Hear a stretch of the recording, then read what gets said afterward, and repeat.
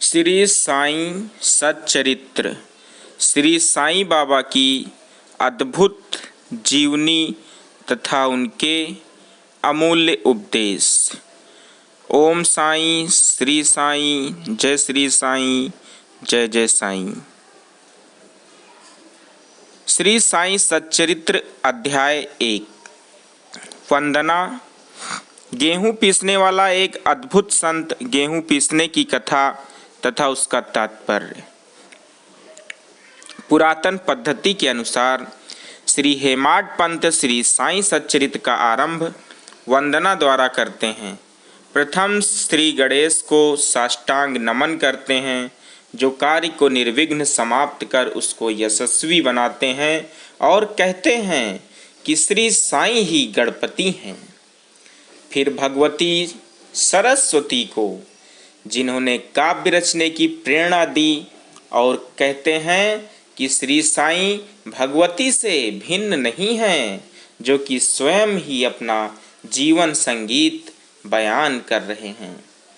फिर ब्रह्मा, विष्णु और महेश, जो क्रमशः उत्पत्ति, स्थिति और संहार करता है, और कहते हैं कि श्री साईं और वे अभिन्न हैं।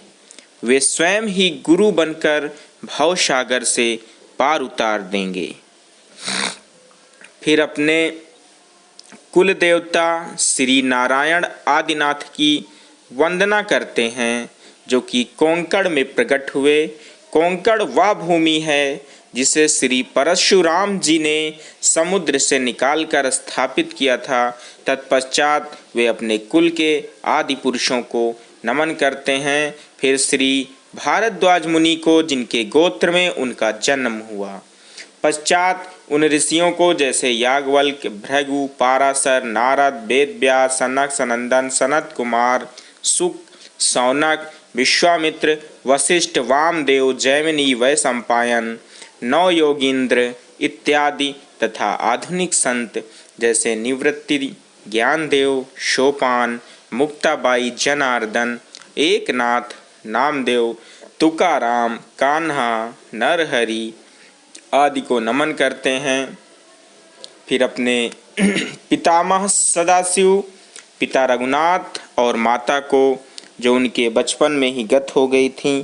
फिर अपनी चाची को, जिन्होंने उनका भरण पोषण किया, और अपने प्रिय भ्राता को नमन करते हैं। फिर पाठकों को नमन करते हैं, जिनसे उनकी प्रार्थना है कि वे एकाग्रचित्त होकर कथामृत का पान करें। अंत में श्री सच्चिदानंद सद्गुरु श्री साईनाथ महाराज को, जो कि श्री दत्तात्रेय के अवतार और उनके आश्रयदाता हैं, और जो ब्रह्मा सत्यम जगद मिथ्या का बोध कराकर समस्त प्राणियों में एक ही ब्रह्मा की व्याप्ति की अनुभूति कराते हैं। सर्वश्री पाराशर, व्यास और सांडिल्य आदि के समान भक्ति के प्रकारों का संक्षेप में वर्णन कर अब ग्रंथकार महोदय निम्नलिखित कथा प्रारंभ करते हैं। गेहूं पीसने की कथा। सन 1910 में मैं एक दिन प्रातःकाल श्री साईं बाबा के दर्शनार्थ मस्जिद में गया। वहाँ का विचित्र दृश्य देख मेरे आश्चर्य का ठिकाना न रहा कि साईं बाबा मुँह हाथ धोने के पश्चात चक्की पीसने की तैयारी करने लगे। उन्होंने फर्श पर एक टाट का टुकड़ा बिछा, उस पर हाथ से पीसने वाली चक्की रखी। उन्होंने कुछ गेहूं डालकर पीसना आरंभ कर दिया। मैं सोचने लगा कि बाबा के चक्की पीसने से क्या लाभ है। उनके पास तो कोई है भी नहीं, और वे अपना निर्वाह भी भिक्षावृत्ति द्वारा ही करते हैं। इस घटना के समय वहां उपस्थित अन्य व्यक्तियों की भी ऐसी ही धारणा थी, परंतु उनसे पूछने का साहस किसे था। बाबा के चक्की पीसने का समाचार शीघ्र ही सारे गांव में फैल गया, और उनकी यह विचित्र लीला देखने हेतु तत्काल ही नर नारियों की भीड़ मस्जिद की ओर दौड़ पड़ी। उनमें से 4 निडर स्त्रियां भीड़ को चीरती हुई ऊपर आईं, और बाबा को बलपूर्वक वहां से हटाकर उनके हाथ से चक्की का खूंटा छीनकर तथा उनकी लीलाओं का गायन करते हुए उन्होंने गेहूं पीसना प्रारंभ कर दिया। जय साईनाथ। पहले तो बाबा क्रोधित हुए, परंतु फिर उनका भक्ति भाव देख वे शांत होकर मुस्कुराने लगे। पीसते पीसते उन स्त्रियों के मन में ऐसा विचार आया कि बाबा के ना तो घर द्वार है और ना इनके कोई बाल बच्चे हैं तथा ना कोई देख रेख करने वाला ही है। वे स्वयं ही भिक्षावृत्ति द्वारा अपना निर्वाह करते हैं, अतः उन्हें भोजन आदि के लिए आटे की आवश्यकता ही क्या है। बाबा तो परम दयालु हैं, हो सकता है कि यह आटा वे हम सब लोगों में ही वितरण कर दें। इन्हीं विचारों में मग्न रहकर गीत गाते गाते ही उन्होंने सारा आटा पीस डाला। तब उन्होंने चक्की को हटाकर आटे का 4 समान भागों में विभक्त कर लिया और अपना अपना भाग लेकर वहां से जाने उद्धत हुई। अभी तक शांत मुद्रा में निमग्न बाबा तत्क्षण ही क्रोधित हो उठे और उन्हें अपशब्द कहने लगे। स्त्रियों, क्या तुम पागल हो गई हो? तुम किसके बाप का माल हड़प कर ले जा रही हो? क्या कोई कर्जदार का माल है जो इतनी आसानी से उठाकर लिए जा रही हो? अच्छा, अब एक काम करो कि इस आटे को ले जाकर गांव की मेड़ सीमा पर बिखेरो। मैंने शिरडी वासियों से प्रश्न किया कि जो कुछ बाबा ने अभी किया है उसका यथार्थ में क्या तात्पर्य है। उन्होंने मुझे बतलाया कि गांव में विसूचिका हैजा का जोरों से प्रकोप है और उसके निवारणार्थ ही बाबा का यह उपचार है। अभी जो कुछ आपने पीसते देखा वह गेहूं नहीं वरन विसूचिका हैजा थी, जो पीसकर नष्ट कर दी गई है। इस घटना के पश्चात विसूचिका की संक्रामकता शांत हो गई और ग्रामवासी सुखी हो गए। यह जानकर मेरी प्रसन्नता का पारावार न रहा। मेरा कौतूहल जागृत हो गया। मैं स्वयं से प्रश्न करने लगा कि आटे और विसूचिका हैजा रोग का भौतिक तथा पारस्परिक क्या संबंध है। इसका सूत्र कैसे ज्ञात हो। घटना बुद्धिगम सी प्रतीत नहीं होती। अपने हृदय की संतुष्टि के हेतु इस मधुर लीला का मुझे 4 शब्दों में महत्व अवश्य प्रकट करना चाहिए।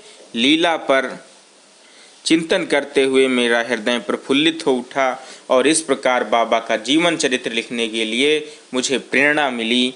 यह तो सब लोगों को विदित ही है कि यह कार्य बाबा की कृपा और शुभ आशीर्वाद से सफलतापूर्वक संपन्न हो गया। आटा पीसने का तात्पर्य शिरडी वासियों ने आटा पीसने की घटना का जो अर्थ लगाया वह तो प्रायः ठीक ही है, परंतु उसके अतिरिक्त मेरे विचार से कोई अन्य अर्थ भी है। बाबा शिरडी में 60 वर्षों तक रहे और इस दीर्घ काल में उन्होंने आटा पीसने का कार्य प्रायः प्रतिदिन ही किया।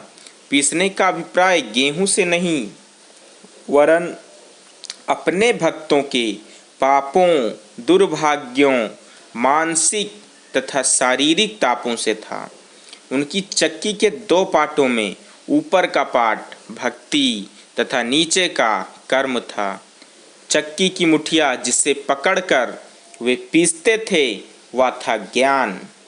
बाबा का दृढ़ विश्वास था कि जब तक मनुष्य के हृदय से प्रवृत्तियां, आसक्ति, घृणा तथा अहंकार नष्ट नहीं हो जाते, जिनका नष्ट होना अत्यंत दुष्कर है, तब तक ज्ञान तथा आत्मानुभूति संभव नहीं है।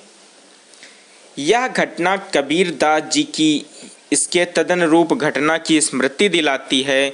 कबीर दास जी एक स्त्री को अनाज पीसते देखकर अपने गुरु निपट निरंजन से कहने लगे कि मैं इसलिए रुदन कर रहा हूँ कि जिस प्रकार अनाज चक्की में पीसा जाता है उसी प्रकार मैं भी भव सागर रूपी चक्की में पीसे जाने की यातना का अनुभव कर रहा हूँ।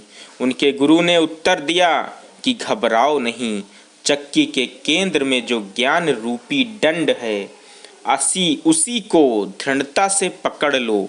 जिस प्रकार तुम मुझे करते देख रहे हो उससे दूर मत जाओ, बस केंद्र की ओर ही अग्रसर होते जाओ और तब यह निश्चित है कि तुम इस भव सागर रूपी चक्की से अवश्य ही बच जाओगे। श्री सद्गुरु साईनाथ अर्पणमस्तु। शुभम भवत। बोलो श्री साईनाथ सद्गुरु महाराज की जय।